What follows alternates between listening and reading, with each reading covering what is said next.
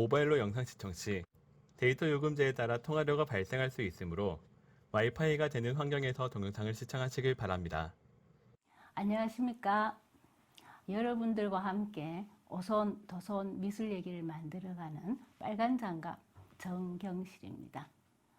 저 오늘 장갑이 바뀌었죠? 방송이 나가고 난 다음에 많은 분들이 아니 왜 빨간 고무장갑을 끼고 나왔나고 이렇게 말씀들을 하시더라고요. 고무장갑처럼 보였나요? 그 친구 한 명이 망사로 된 장갑을 이렇게 보내주었네요. 방송을 통해서 고맙다는 말 다시 한 번 더 전하고요. 전번 시간에 이어서 이번 시간에도 우리가 고흐를 만나보시겠습니다. 오늘은 고흐가 프랑스의 그 남부 지방이죠. 그 아르라는 곳에서 그렸던 작품들을 보시겠습니다. 고흐가 이제 33살에 조국인 네덜란드에서 파리로 와서 한 2년 정도 지내다가 35세 프랑스의 남부 지방 아르로 가게 됩니다. 그래서 파리에서 그렸던 그림과 또 아르에서 그렸던 그림은요, 장소가 바뀌면서 그 변화를 확연하게 알 수가 있습니다. 제 버킷리스트, 그러니까 제가 죽기 전에 꼭 해보고 싶은 것들 중에 하나가요, 이제 경제적인 문제가 들어가는 것이 고민이긴 하지만 그 프랑스 남부 고흐의 흔적을 따라서 자유여행을 해보는 것입니다. 꿈은 뭐 접지 않고 계속 꾸는 것만으로도 행복하잖아요. 그래서 저는 계속 꿈을 꾸고 있습니다. 가보지는 못했지만 또 지금은 뭐 코로나 때문에 갈 수도 없지만 고흐가 인생에서 가장 희망을 품고 그림을 그렸던 아르 지방에서 그렸던 작품 몇 점 만나보시겠습니다.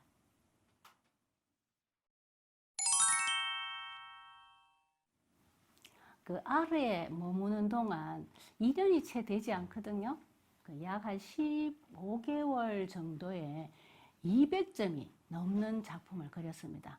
계산상으로 따져보면요, 정말 그건 계산상이죠. 뭐 술을 먹고 안 그렸을 수도 있고 아플 수도 있는데 정말 계산상으로 따져보면 쉬지 않고 이틀에 한 점씩을 꼬박 그려야 200점 정도를 그릴 수 있습니다. 정말 대단한 양이죠.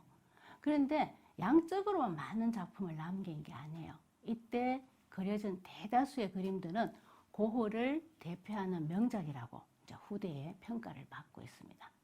근데 이런 명작들이 당시에는 뭐 당연히 팔리지 않았죠. 팔리지 않았던 그 그림을 고흐는 뭐 살아있는 딱 한 점 팔았었잖아요. 그 팔리지 않는 그림들을 동생 테오에게 보내고 그림값으로 매달 생활비를 받습니다. 동생 테오도 알고 있었어요. 팔리지 않는다는 것을. 너무 잘 알고 있지만 그 고흐가 죽을 때까지 생활비를 지원을 합니다. 고흐가 이제 파리에서 아르로 오면서요, 큰 꿈을 가지고 와요. 인상파 화가들이 공동체를 만들어서 함께 그림도 그리고 또 함께 전시도 하고, 그 당시 이제 인상파 화가들이 인정을 못 받으니까 그림도 아주 이제 헐값에 팔리고 하니까 정당한 가격으로 판매해보자는 그런 큰 꿈을 가지고 아르로 와서 여러 화가들에게 이렇게 초청장을 보냅니다. 고흐는 야 12명 정도면 좋겠는데 라고 하면서 의자를 이렇게 12개를 사고 이렇게 준비를 하거든요. 그런데 아무도 오질 않습니다. 5, 6개월이 지난 후에 나중에 딱 한 명의 화가가 오는데 그 사람이 여러분들이 잘 알고 계시는 폴 고갱입니다. 그 타히티 섬에서 그린 그림으로 우리에게 잘 알려진 고갱은요, 사실 파리 시절부터 고흐랑 알고 있었어요. 알고 있는 고흐가 초청장도 계속 보내오고 또 고갱이 그 당시 경제적인 어려움도 있었고 고흐의 동생 테오와 또 이런저런 관계로 알고 있었기 때문에 1888년 10월 23일에 아르로 오게 되죠. 제가 10월 23일이라고 이렇게 꼭 집어 말하는 이유는요, 그해 12월에 고흐가 자신의 길을 자르는 사건이 있었으니까 꼭 2달 고흐와 고갱은 함께 살았습니다.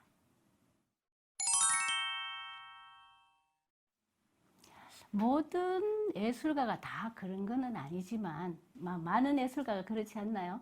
고도 생활에 좀 질서가 없었다고 합니다. 잘 씻지도 않고 작업실도 엉망진창으로 어질러져 있고 파이프, 담배 냄새가 아주 찌들게 나고요. 물감 튜브 같은 것도 쓰고 뚜껑도 닫지 않고 막 이렇게 너부려 두었대요. 그래서 고갱이 처음 고우의 작업실을 보고 아주 충격을 받았다고 친구에게 편지를 쓰고 있거든요. 고갱은 심지어 고우를 보고요, 쓰레기를 품어내는 화라산 같다고 이렇게 비유를 하고 있습니다. 이런 자유분방한 생활을 하던 고우이지만 평소에 고갱을 굉장히 존경하고 기다렸었잖아요. 그래서 고갱이 온다는 소식에 거의 5개월간의 편지를 보냈었거든요. 온갖 정성을 들여서 고갱의 방을 꾸몄습니다. 방도 정원이 보이는 제일 좋은 방으로 정했다고 합니다. 아르의 집을요, 노랑집이라고 부르면서 집 전체를 노란색으로 칠했고 또 노랑 크텐, 노랑 벽지로 장식을 하였습니다. 그 고갱의 방을 장식하기 위해서 고흐가 해바라기 그림도 그립니다. 평소에 존경하던 고갱이 온다고 하니 자신이 그린 해바라기 그림 2점을요, 그 고갱의 방에 걸어두고 고민까지 해요. 야, 이거 너무 내 취향으로 꾸민 거 아닌가? 뭐 이런 것을 태호 편지에 쓰고 있거든요. 그렇게 여러 가지 배려를 했지만 둘의 관계는 오래 가지 못하죠. 성격도 너무 달랐고 그림에 대한 견해도 정말 달랐다고 합니다. 그림에 대한 토론을 시작하면요, 고흐가 막 거의 광적으로 자신의 의견을 굽히지 않아서 고갱이 너무 힘들다고 친구에게 편지를 쓰고 있고요. 또 고흐는 고흐대로 동생 테오에게 고갱과의 그런 대립에 대해서 편지를 쓰고 있습니다. 고갱이 약간 자기중심적이고 그만하고 약간 보수 기질이 있었다고 합니다. 근데 또 고흐도 만만치 않잖아요. 변덕스럽고 원만한 성격은 아니었죠. 그래서 어찌 보면 그 마찰은 당연한 것 같습니다. 12월에 고흐가 자신의 귀를 자르는 사건으로 고갱이 떠남으로써 둘의 관계는 완전히 끝이 납니다. 지금 이제 같이 보실 작품은요, 아르에서 이제 고갱과 함께 있을 때 고흐가 그린 그림인데요. 의자 2점이 있어요. 고갱과 고흐의 관계를 잘 말해주고 있습니다. 오른쪽에 있는 그림을 한번 보시겠습니까? 팔걸이가 있는 고갱의 의자라는 제목의 작품입니다. 그림을 한번 자세히 보시면요, 그 화려한 카페트 위에 그 곡선으로 된 등받이가 보이시죠? 그리고 팔걸이와 다리까지 모두 곡선으로 만들어져서 한눈에 봐도 고급스러운 의자구나 라고 생각이 드실 겁니다. 그 의자 위에 촛불과 2권의 책이 놓여 있네요. 뒤에 벽을 보니 벽 위에는 등불이 밝혀져 있습니다. 그 옆에 그림을 한번 보실게요. 옆에 있는 의자의 그림을 보시면 제목이 파이프가 있는 고흐의 의자라는 제목입니다. 보니까 카페트도 깔려있지 않는 타일 위에 투박하고 단순하게 만든 의자가 있습니다. 그 위에는 보니까 그 파이프, 담배 파이프와 담배를 싼 종이 같은 것이 놓여져 있습니다. 의자 뒤편에 박스가 보이는데요. 그곳에는 해바라기가 담겨져 있고 빈센트라고 쓰여져 있습니다. 이 2 그림은 고흐가 그린 고갱과 자기 자신의 이미지이자 인물상이라고도 할 수 있습니다.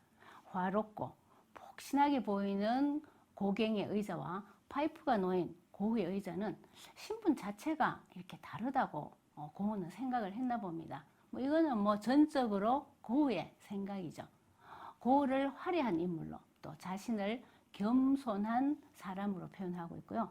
의자 위에 그 책이 2권 놓여 있잖아요. 이 책은 매우 지적이고 유식한 인물이라는 것을 은유로 표현을 합니다.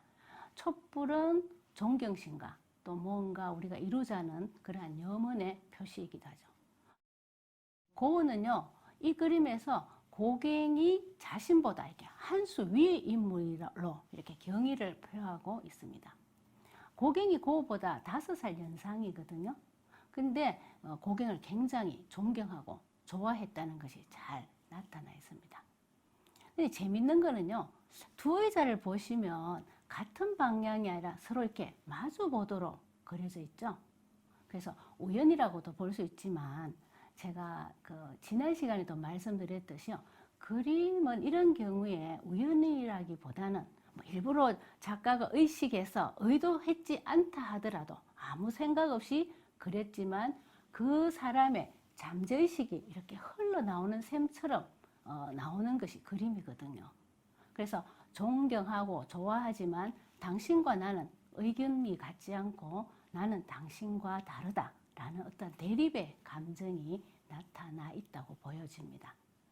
그래서요, 어떤 정신 분석가는 고우의 아버지가 목사님이었잖아요. 그래서 아버지 기대에 좀 부응을 하지 못하고 대립이 어릴 때부터 있었고, 또 하가의 길을 가면서 겉으로는 고우가 이제 아버지에 대한 분노로 아버지가 돌아가실 때까지 결국 화해를 하지 못합니다.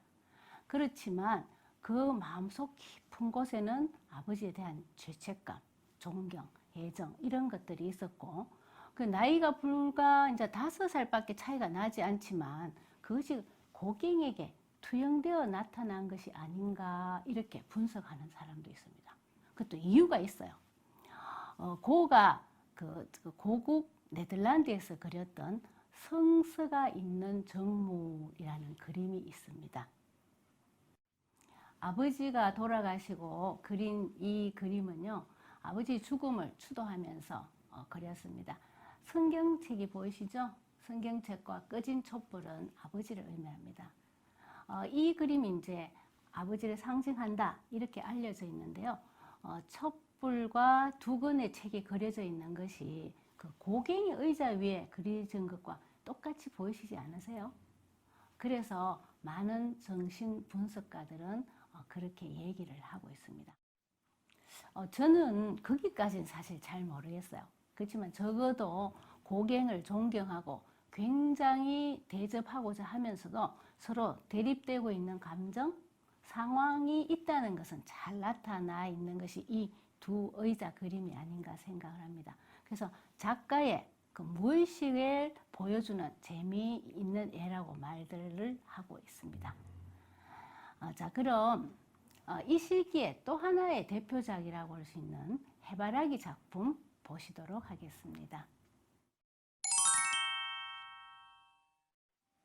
고흐는 파리 시절에도 해바라기를 그렸었거든요. 그래서 파리 시절에 그린 해바라기, 아르에서 그렸던 해바라기, 이걸 총 합치면 12점의 해바라기 작품이 있습니다.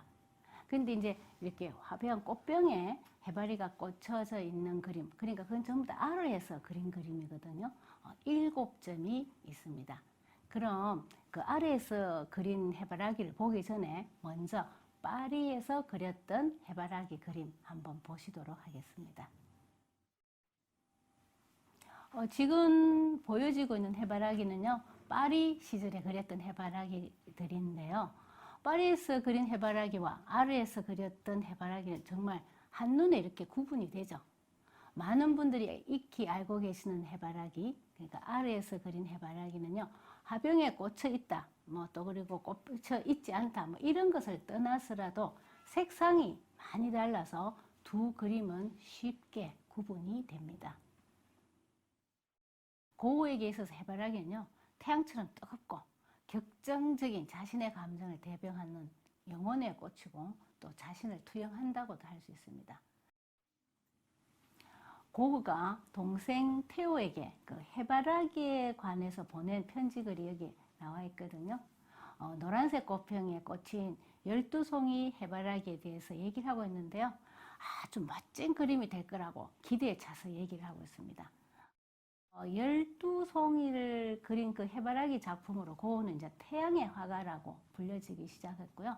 이 편지에 보면 글만 있는 것이 아니고 아주 재밌죠. 고흐가 내가 그림을 이렇게 그리고 있다. 동생한테 정말 너무 세세하게 모든 얘기를 하고 있고 또 그것이 기록이 되어서 우리가 고흐에 대한 연구를 아주 잘 할 수 있는 자료가 되고 있습니다. 그 편지글에 보면요.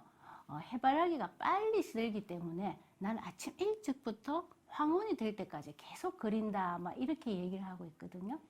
그래서 격정적인 의미를 가지고 있지만 빨리 시들어 버리는 해바라기는 어찌 보면 그 짧고 뜨겁고 비극적으로 살다간 고의 삶과 닮아 있지 않나 하는 생각을 해보게 됩니다. 자, 그러면 우리가 마지막으로 고우의 해바라기 중에서 가장 대표적인 작품이죠. 15송이의 해바라기 그림 함께 보시겠습니다. 해바라기 작품 중에서도 가장 대표적인 15송이의 해바라기입니다. 이 그림도 뭐 다른 해바라기처럼요, 그 색이 형태를 보여주거나 형태를 완성하는 요소가 아니라 정말 색 그 자체로서 자신의 감정이나 대상의 아름다움을 잘 전달하고 있습니다. 자신의 감정을 강하게 표현하는 수단으로 노란색을 사용하고 있는데요. 물감을 마르기 전에 또 위에 덧칠하고 해서 두꺼운 터치감, 그 질감이라고 하기도 하고 또 우리가 마티에르라고도 하죠. 이것이 더욱더 그 격정적인 감정 전달을 해주고 있습니다. 이런 터치감은 고흐 작품에서 보면 뒤로 갈수록 이제 더 강하게 표현이 되고 있죠. 당시에 고흐는요, 자신의 해바라기 작품에 아주 프라이드를 갖고 있었고요. 고갱도 사실은 고흐의 해바라기 작품에 반합니다. 그래서 해바라기 작품에 대한 칭찬을 아끼지 않았고 최고의 해바라기라고 극찬을 합니다. 이 그림은 보면요, 가운데 이제 꽃병에 파란색으로 줄이 그어져 있고 자신의 이름도 파란색으로 사인을 해 두었네요.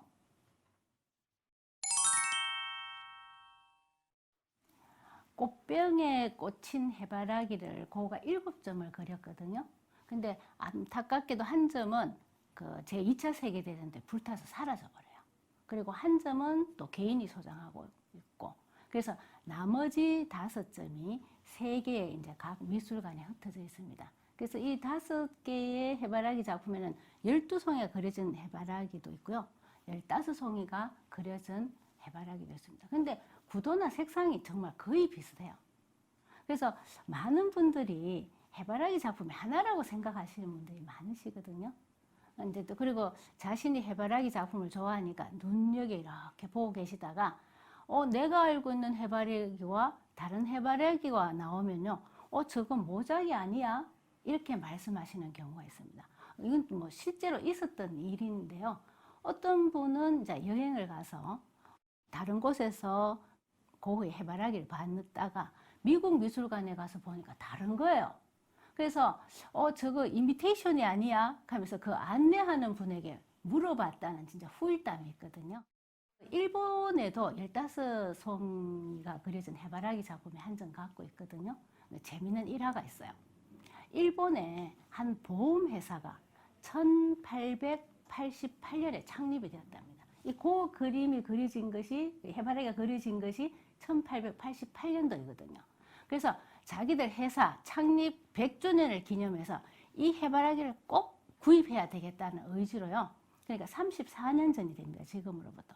그 당시 가격으로 530억에 이 해바라기 작품을 구입해서 한 점을 갖고 있습니다. 지금으로 환산을 하면요, 거의 1000억이 넘는다고 하거든요. 그럼 그 해바라기 한 송이에 얼마가 되나요? 한 송이 한 70억쯤 되지 않나요? 그 당시에 일본은 정말 막강한 경제력으로요, 인상주의, 신인상주의 작품을 대량으로 구입해 갔습니다. 고흐가요, 생전에 제가 한 작품을 팔았다고 했잖아요. 그리고 늘 생활고에 실렸던 고흐가 자신이 그린 그림이 1000억이 넘게 팔렸다고 하면 어떻게 생각할까요? 자, 오늘 여기까지 하고요. 다음 시간에는 그 아르에서 그렸던 그림, 명작 중에 명작이죠. 밤에 카페 테라스와 또 그 당시 고흐와 함께 했던 인물화 몇 점을 함께 보시도록 하겠습니다. 다음 시간에 뵙겠습니다. 감사합니다.